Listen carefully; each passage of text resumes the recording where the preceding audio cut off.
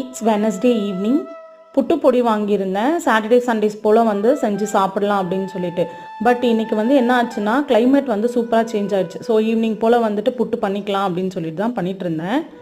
செம்பா புட்டு பொடின்னு போட்டிருந்தது. ப்ரௌன் ரைஸோட மாவு தான்.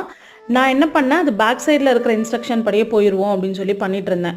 1 கப் மாவுக்கு 1 கப் தண்ணி வந்து சொல்லியிருந்தாங்க. கொஞ்சமாக உப்பு போட்டுட்டு நல்லா பிசைஞ்சு வச்சுட்டேன்.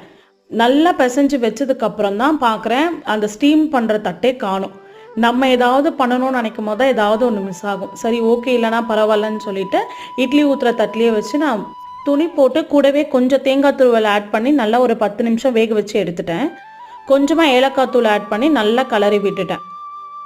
சர்வ் பண்ணும் போது கூடவே வந்து கொஞ்சம் தேங்காய் துருவல், நாட்டு சக்கரை, கூடவே வாழைப்பழம் வச்சு சர்வ் பண்ணியிருந்தேன். பச்சரிசி புட்டை விட இந்த ப்ரௌன் ரைஸ் புட்டு வந்து ரொம்ப டேஸ்டியாக இருந்தது. நெக்ஸ்ட் டைம் வந்து புட்டு